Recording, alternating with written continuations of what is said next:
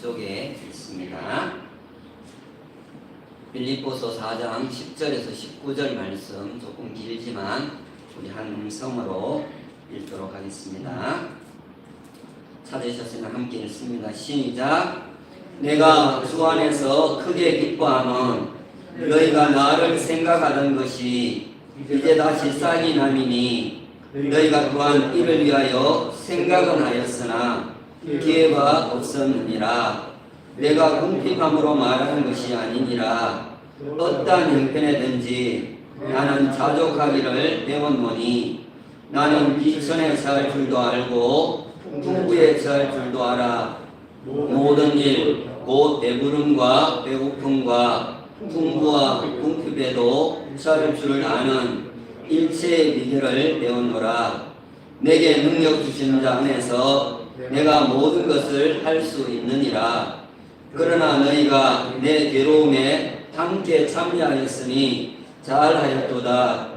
빌립보 사람들아, 너희도 알거니와 복음의 시초에 내가 마게도냐를 떠날 때에 수고받는 내 일에 참여한 교회가 너희 외에 아무도 없었느니라. 데살로니가 있을 때에도 너희가 한 번뿐 아니라 두 번이나 나 있을 것을 보내었노라. 내가 선물을 구함이 아니요 오직 너희에게 유익하도록 풍성한 열매를 구함이라. 내게는 모든 것이 있고 또 풍부한지라.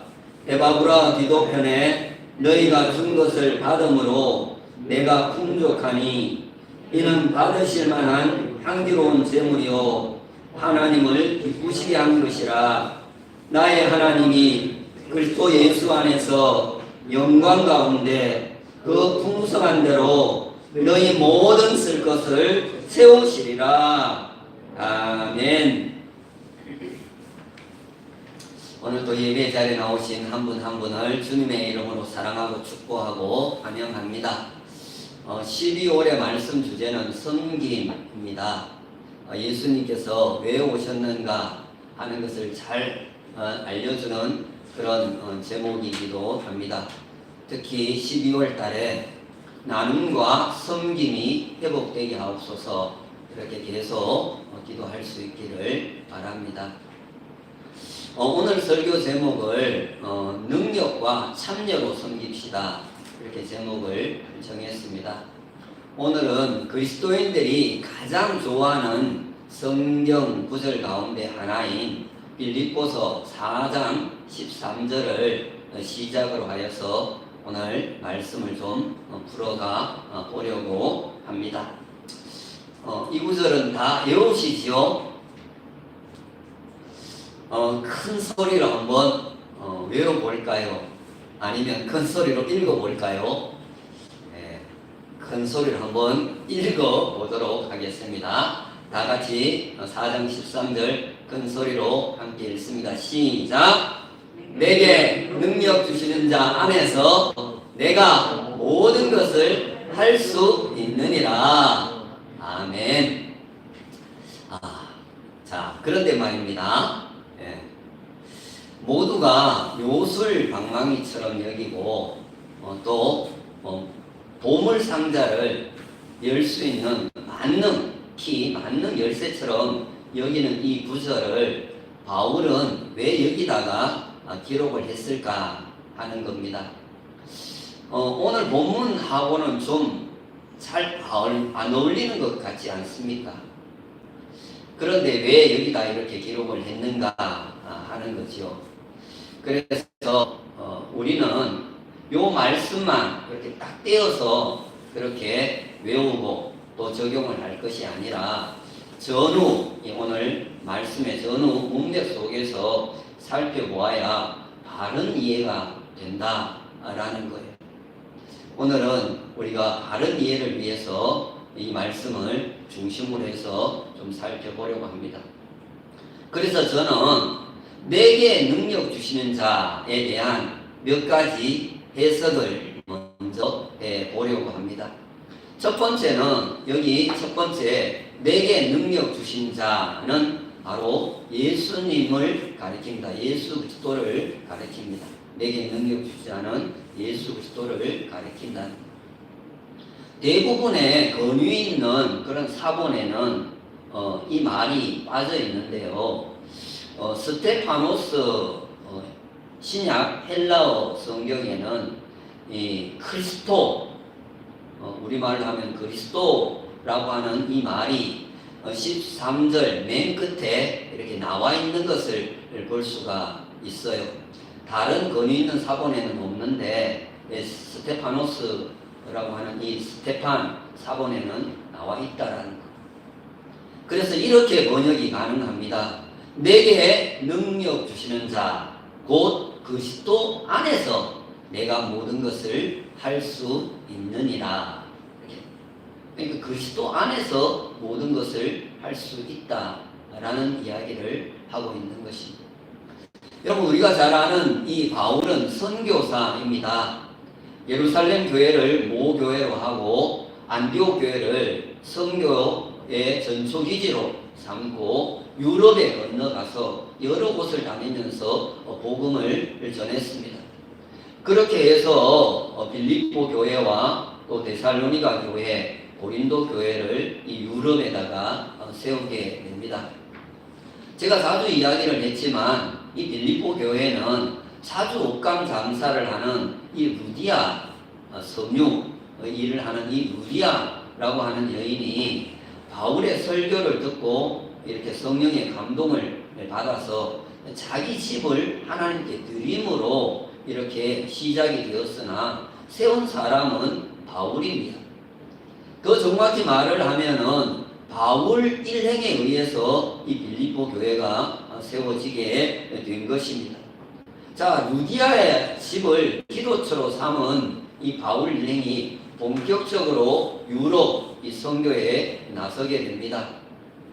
그런데 그 지역에 귀신이 들려서 점을 치는 한 여자아이가 계속 바울 일행을 따라다니면서 이 사람들은 지극히 높은 하나님의 종으로서 구원의 길을 전하는 자다. 그렇게 소리를 지르고 다니는 겁니다.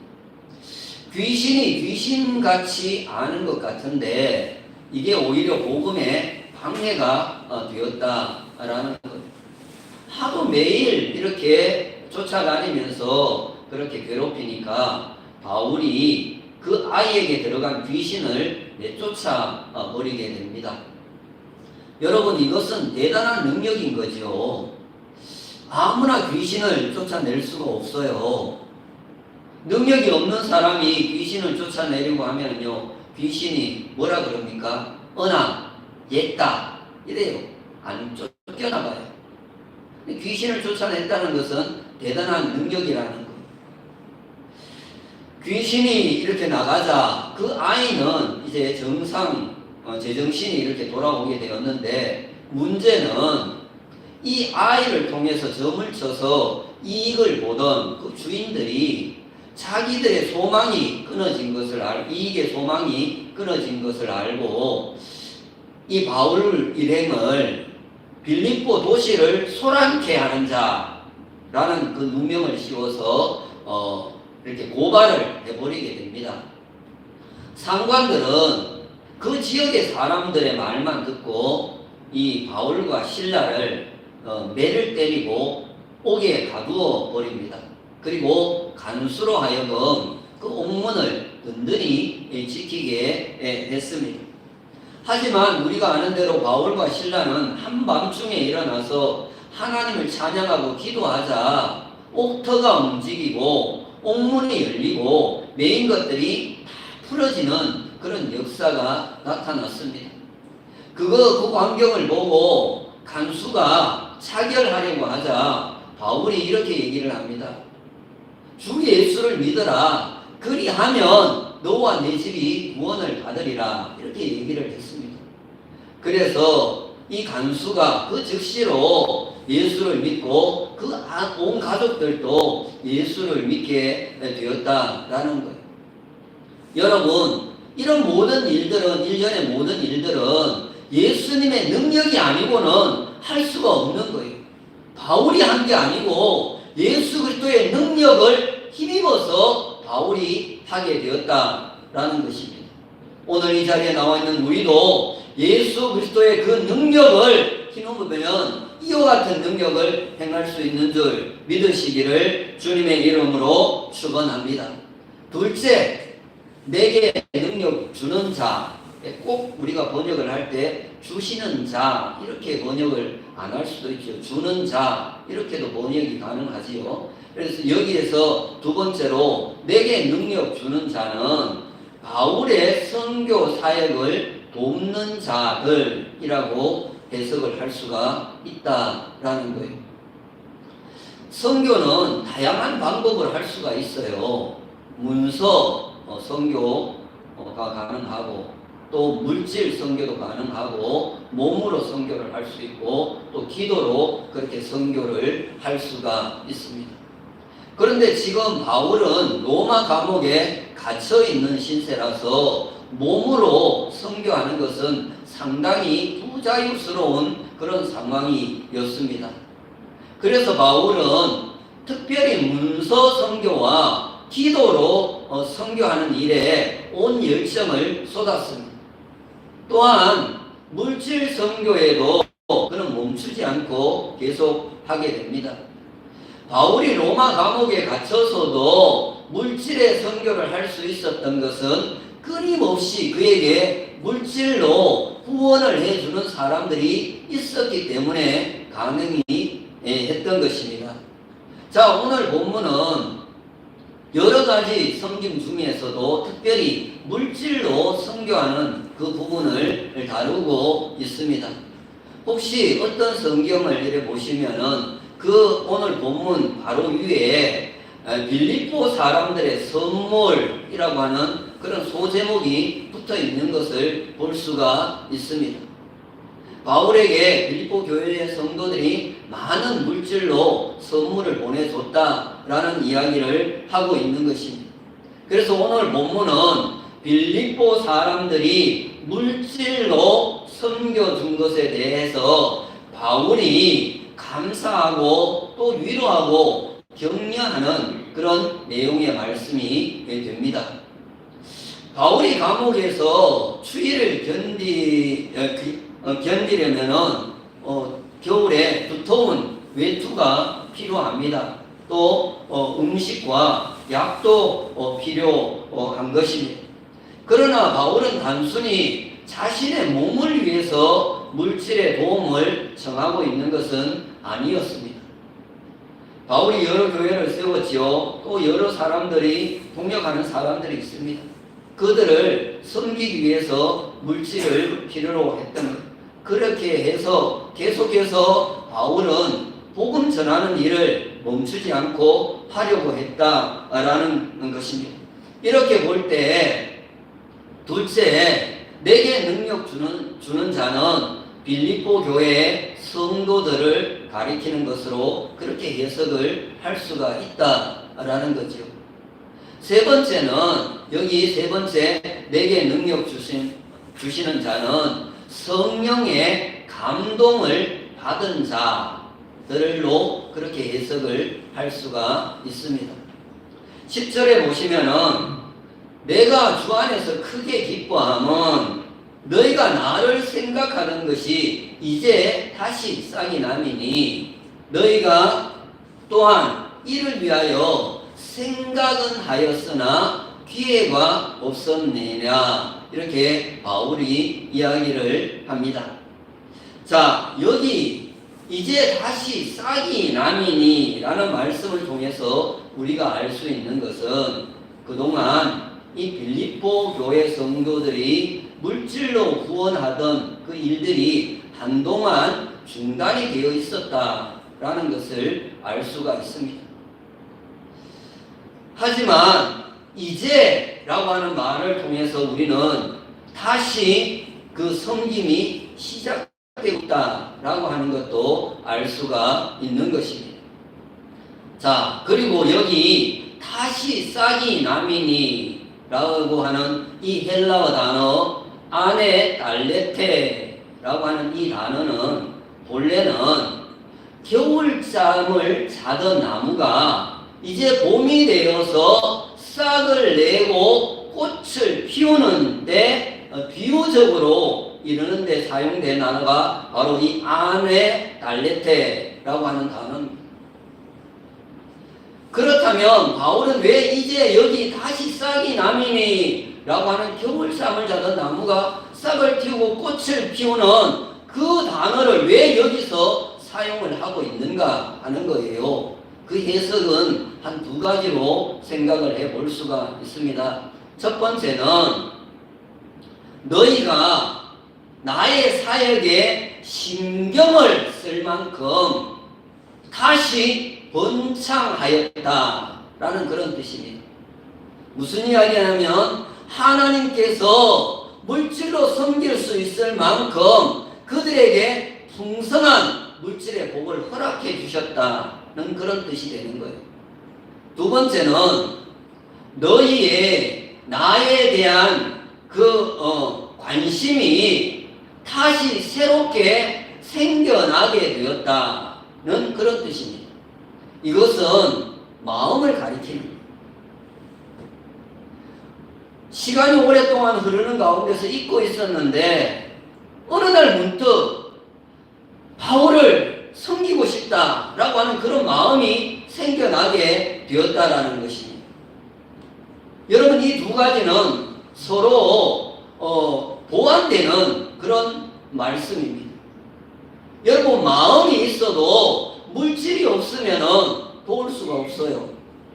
반대로 물질이 있어도 마음이 없으면 돕기가 어려운 거예요. 그런데 간혹 아이러니컬하게도 물질이 있는 사람은 돕지를 않고 물질이 오히려 없는 사람이 돕는 경우도 우리는 많이 보게 된다라는 거예요. 어쨌든 이제 다시 싹이 나게 하시는 분이 바로 누구인가? 성령님이시다 라고 하는 것을 지금 바울이 이야기를 하고 있는 것입니다. 곧 성령님께서 그들의 마음에 감동을 주셨기 때문에 물질로 동참하려고 하는 그런 생각을 하게 되었다라는 것입니다. 여러분, 우리는 때로 내가 목사이기 때문에, 장로이기 때문에, 권사이기 때문에 의지적으로 헌금을 드리는 경우가 있습니다. 그렇죠? 뭐 감동이 일어나고 감사가 되고 그래서만 하는 게 아니에요. 내 직분 때문에 의지적으로도 그렇게 할 때가 있어요. 우리는 그렇게라도 해야 됩니다. 그러나 진짜 참 좋은 헌금은 성령의 감동으로 할 때라는 거예요. 그렇게 할 때 우리가 기쁨으로 드릴 수가 있게 되어지는 것입니다. 오늘 우리 모두도 성령의 감동이 되어져서 그 힘으로 하나님을 섬기고 교회를 섬길 수 있게 되기를 주님의 이름으로 축원합니다. 자, 11절에 가서 보시면은요, 점점점 하고 어떠한 형편에든지 나는 차족하기를 배웠다, 이렇게 얘기를 합니다. 여기 어떠한 형편을 문자적인 의미로 보면은요, 어떠한 환경에서라도 나는 존재한다, 그런 뜻입니다. 무슨 이야기냐 하면은 바울은 모든 것을 초월하는 거예요. 있고 없고, 돈이 있고 없고 그게 문제가 아니라는 거예요. 그리고 12절에 가서 보시면은요, 모든 일 점점점 하고 일체의 비결을 배웠노라, 그렇게 고백을 합니다. 배가 부르면 배가 부른 대로, 배가 고프면 고픈 대로, 풍부하면 풍부한 대로, 궁핍하면 궁핍한 대로 모든 것들을 초월해서 바울은 일체의 비결을 배웠다는 거예요. 자족한다라는 것이. 여러분, 어떻게 이런 것이 가능할까요?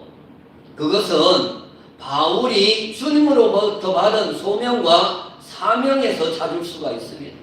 바울은 예수 그리스도에게 사로잡힌 그날 이후로부터는 오직 모든 관심은 예수님밖에 없었습니다. 더 정확히 이야기를 하면은 복음을 전하는 것, 거기에 있었다라는 거예요.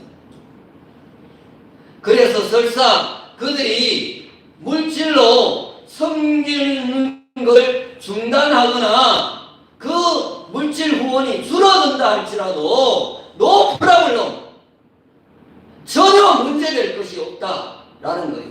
왜요? 그들이 중단하든 줄이든 간에 복음 전하는 일을 중단하지 않을 것이기 때문에 그렇다는 것입니다. 있으면 있는 대로, 없으면 없는 대로 복음을 전하는 일에 최선을 다하겠다라는 거예요. 그러니까 바울은 어떤 상황 속에서도 존재하게 되어지는 것입니다. 여러분, 바로 이것이 바로 복음의 능력이라는 것입니다. 자, 14절을 보십니다. 그러나 너희가 내 괴로움에 함께 참여하였으니 잘하였도다. 이렇게 말합니다. 여기에 내 괴로움이라고 하는 것은 두 가지 해석이 가능합니다. 첫째는 바울 자신의 생계에 대한 괴로움, 이렇게 해석을 할 수 있습니다. 여러분, 선교사도 먹고 살아야 합니다. 목회자도 생계에 대한 염려와 근심이 있어요. 그것이 자신에게는 괴로움이 될 수가 있는 거죠. 두 번째는 바울이 믿음으로 낳은 자녀들과 또 불신자들을 물질로 섬기는 것에 대한 그런 괴로움, 그렇게 볼 수도 있다라는 거예요. 바울은 지금 감옥에 갇혀 있지만 바울의 자유로운 동역자들이 많이 있어요. 그 동역자들에게 물질로 섬겨줘야 되는데 그것이 누군가로부터 공급이 안 되면은 그 섬김을 중단하거나 적게 할 수밖에 없어요. 그러니까 그것이 바울에게는 전체를 이끄는 대표 선교사로서 고민이 될 수 있는 거죠. 또한 궁핍한 불신자들을 물질로 섬기고 싶은 그 마음도 있는 거예요. 그래서 그것이 바울에게는 괴로움이 되었다라는 거예요. 그런데 너무나도 다행스럽게도 지금 빌립보 성도들이 물질의 복을 받고, 전에는 가난했는데 하나님으로부터 번창하는 물질의 복을 받고 성령의 감동을 받고 바울에게 물질로 선교 후원을 하게 되어지는 것입니다. 그래서 바울은 14절에서 너희가 내 괴로움에 함께 참여하였으니 잘하였도다, 이렇게 칭찬을 아끼지 않고 있다라는 겁니다.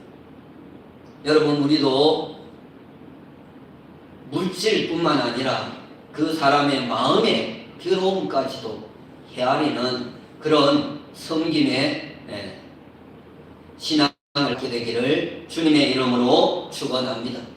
자, 15절에 가서 보시면 바울은 점점점 하고 복음의 시초에 내가 마게도냐를 떠날 때에 주고받는 내 일에 참여한 교회가 너희 외에는 아무도 없었다, 이렇게 말씀을 하고 있습니다. 여기 복음의 시초는 약 지금으로부터 10여 년 전에 바울이 빌립보에 와서 복음을 전하고 난 후에 마게도냐를 떠날 때를 가리킵니다. 그때 빌립보 교인들과 바울 간에 서로 주고받는 일이 발생을 했던 것 같습니다. 여기 주고받는 일에 해당되는 헬라어가 조금 긴데요. 로본, 도세오스, 카이, 렘프세오스라고 하는 단어입니다. 우리 젊은이들이 잘 쓰는 기브 앤 테이크, 주고받는 일이 되는 거예요. 그때 처음 12년 전에 떠날 때 그 주고받는 일이 발생을 했다라는 것. 그런데 이 단어는 상업적인 용어로서 부기의 대차 대조표를 가리킵니다. 즉 거래 계좌를 말하는 것. 이 말씀은 빌립보 교인들이 혹 10년 전에 준 것에 대해서 잊고 있다 할지라도 나는 그 받은 것을 잊지 않고 기억하고 있다는 그런 말인 거예요. 그렇습니다, 여러분. 바울은 선교사로서 당연히 받을 수 있는 그 선교 비용이지만은 빌립보 성도들이 베풀어진 그 물질을 10년의 세월이 지난 후에도 잊지 않고 기억하고 있는 것입니다. 선교사로서 주의 종으로서 너무나도 좋은 태도가 아닐 수가 없습니다. 많은 선교사들 중에는 물질로 후원을 하면은 하나님이 한 것이다 그렇게 생각을 하고는 그 보내준 사람에 대해서 고마움을 잊고 있는 경우가 많은데 바울은 그러지를 않는다라는 것입니다. 여러분, 우리도 누군가로부터 받은 그 은혜, 물질 그런 것들을 잊지 않고 기억하여 갚을 수 있는 여러분 되기를 바랍니다. 기도로 갚을 수도 있습니다. 저도 여러분들이 한 것 작은 것도 기억을 합니다. 그래서 기도하고 그러는 경우가 많이 있습니다.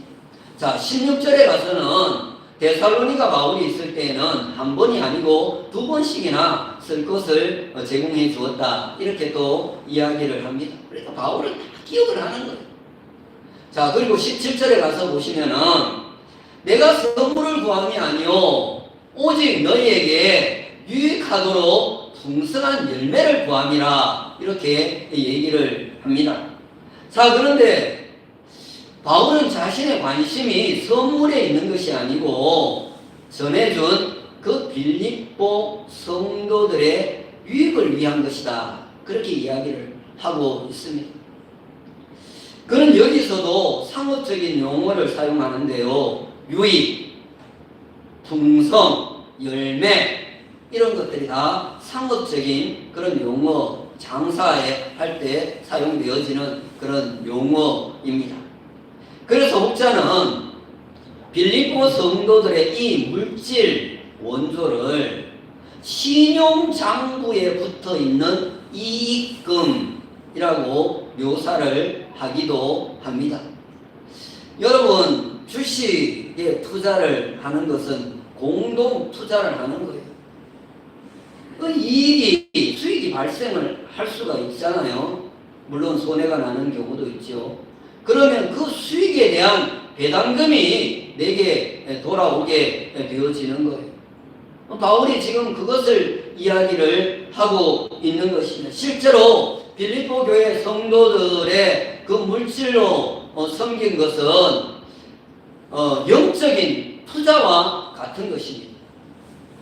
그들은 투자한 것보다 훨씬 더 많은 유익을 얻게 되는 것이 분명했습니다.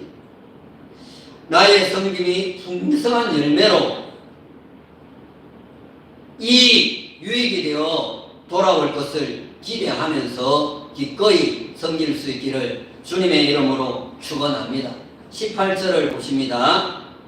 내게는 모든 것이 있고 또 풍부한지라 에바브로 기도편에 너희가 준 것을 받음으로 내가 풍족하니 이는 받으실 만한 향기로운 제물이요 하나님을 기쁘시게 한 것이다. 이렇게 바울이 이야기를 합니다.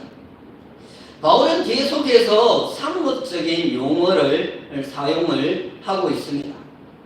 여기 내게는 모든 것이 있고에 해당되는 헬라어는 아페코 판타라는 단어에서 이 아페코라고 하는 단어는 영수증과 관련된 되어서 사용되는 그 용어 단어입니다. 그러니까 바울은 누군가로부터 받은 그 많은 것에 대해서 영수증을 받아서 꼬박꼬박 챙겨 놓았다라는 거예요. 뭡니까? 언젠가는 내가 어떤 방법으로든 갚겠다는 거지. 그렇게 챙겨놓아요. 그 받은 것도 풍성했습니다.